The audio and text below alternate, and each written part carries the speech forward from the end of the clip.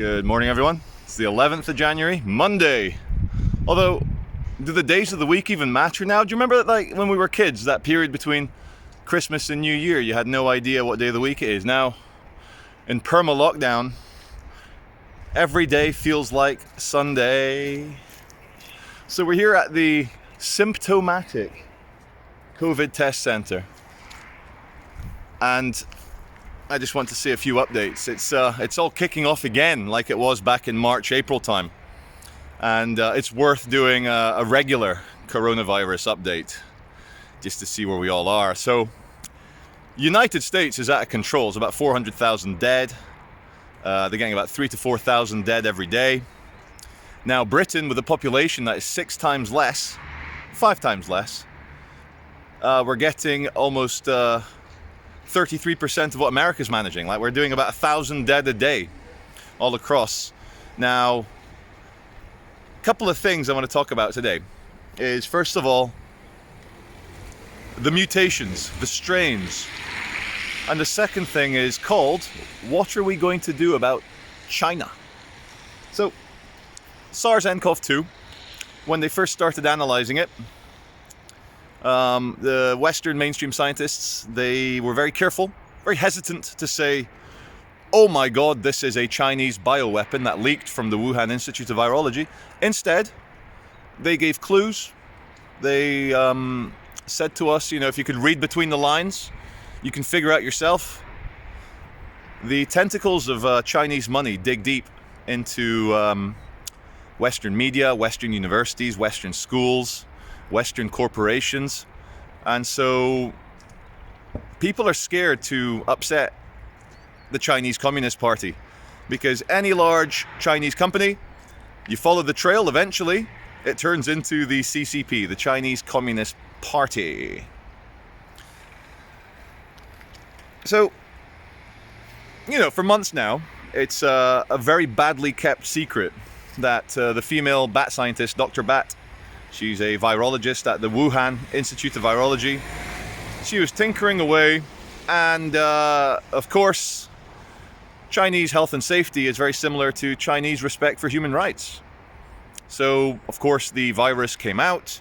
The propagandists went into overdrive. They're saying, oh, it's the wet market in Wuhan. We're eating bats, bad bats. And eventually the scientists, the mainstream scientists, they started giving us the clues. They said, SARS-CoV-2 bears a very striking similarity to late-stage SARS-CoV-1. Like the SARS from, 13 years ago. Or 17 years ago. Bad SARS. Remember 20 years ago? Seeing Chinese people wearing masks? And you're like, what's going on? All right. Hello, gentlemen. Right, mate. Oh, good. Just doing about the test center. Where was I? Yes! So, now, all the world's intelligence, all the world's respectable publications, all the world's more upmarket mainstream publications are saying, look, it's obvious now that SARS-CoV-2 leaked from a laboratory. Now, sticking with the virus before we move on to what are we going to do about the Chinese Communist Party. Anyone my age and maybe a bit older, you've seen pandemics come and go. You're around for the bad flu season. You were around for swine flu. You're around for AIDS. Remember HIV? Oh, HIV. And everything else. Many of you, like me, would have had mumps, chicken pox, all sorts of diseases as a child.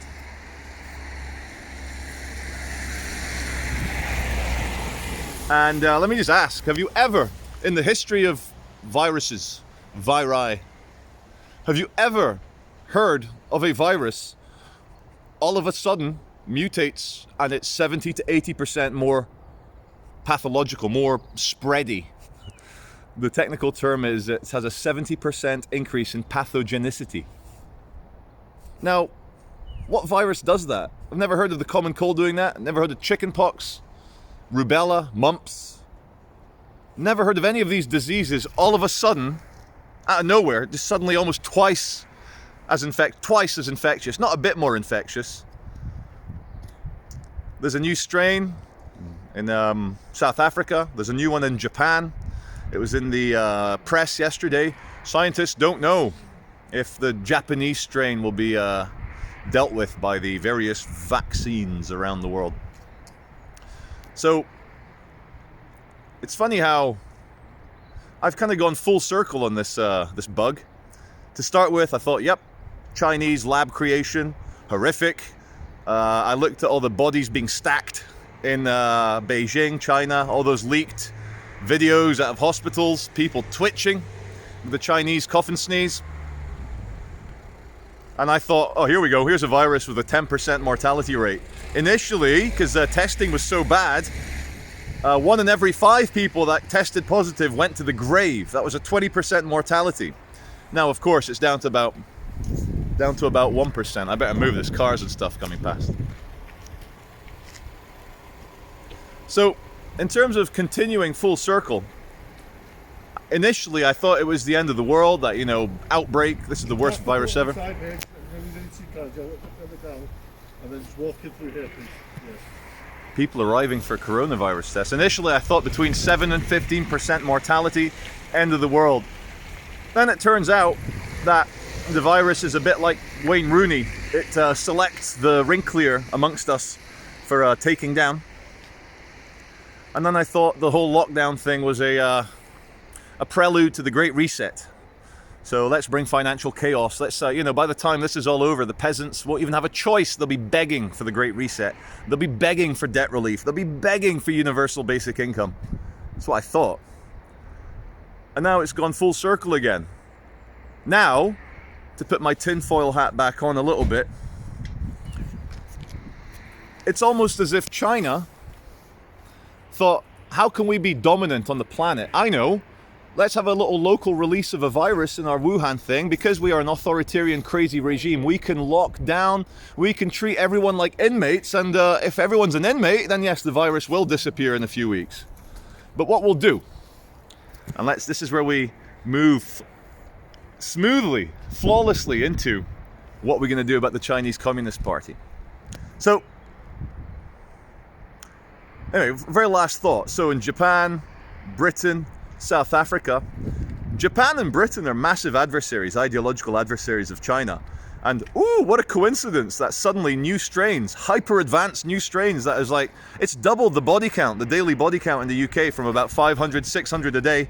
Now we're looking at about 1,100, 1,300 a day in a week. Wow, interesting. Nature doing these incredible things. Except they didn't. It was created in the laboratory. So, go back to December, January 2019. Remember when we used to call it COVID-19? So, China, realizing that either they've done a false flag pathological virus attack on themselves, or more likely, they can't run a BSL, biological safety level lab 4, level 4, they can't run it. So it just leaked. So what did the Chinese do? Here's what you do. Like, let's say you are a politician in a democracy with the rule of law, with respect for human rights, where litigation is real. There's a separation between corporations and state. Let's say you are Matt Hancock, for example. And let's say out of Portadown, is that what it's called? Portadown, the biological lab in the UK. Let's say we had a anthrax strain that was airborne and was going to wipe out half the planet. And let's say it leaked, and it leaked into Salisbury. Oh my God, you want to see a coincidence? You want to see a coincidence? So you say Portadown biological lab in the UK, and it's going to leak into Salisbury. So what do you do then? So you're Matt Hancock, you're Chris Whitty, and you go, oh my God, the local town's been affected badly by this virus, this bacteria.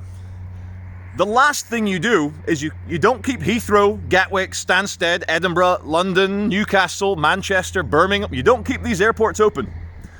You certainly don't keep them flying internationally. You shut everything down. You lock down, you stop all ports, ferries, ships, container ships, whatever. You shut it all down, because Because you live in a democracy, if you don't do these things, when people eventually figure out that the body count around the world, 10 million, 20 million, 50 million, that's down to you, Matt Hancock, because you didn't shut the ports. You didn't prevent flights leaving. It's on you.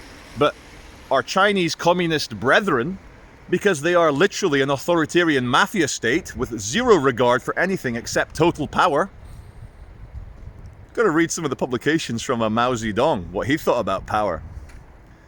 When all you care about is power, when you weren't elected into power again, when there are no voters to care about, when all you need to do when you have ideological enemies is bring in some soldiers and machine gun them in Tiananmen Square, no problem. You're not going to get arrested. You're not going to get put before the International Court at The Hague. You're not going to get voted out of office. In fact, your 1.2 billion Han Chinese brethren will be like, yeah, you know what? Those dirty Westerners, they've been, you know, keeping us down in China since the Cultural Revolution, the Great Leap Forward. Fair enough, it was all our fault when Mao Zedong told us to go kill all the little birds and sparrows and finches, and then insects decimated the crops. In China, you see, things are a bit different. When you're a mafia state, when you are the president and the godfather, what are you going to do? For Cosa Nostra. For Cosa Nostra, you make sure everything's okay for you and your guys, and for the international world, screw them. So here's what we're going to have to do about the Chinese Communist Party. Will I get banned on YouTube for saying this? Let me ask, do you think we should sort out the Chinese Communist Party? Don't ask the security guard. But here's the thing, guys. The longer we allow the cancer of the Chinese Communist Party to rule over the minds of 1.3 billion Chinese, and trust me guys, people in China, they want the freedom that the South Koreans, the Japanese, or the Taiwanese have. They want the freedom to make their own choices. So what we're going to have to do, I think the writing's on the wall, guys.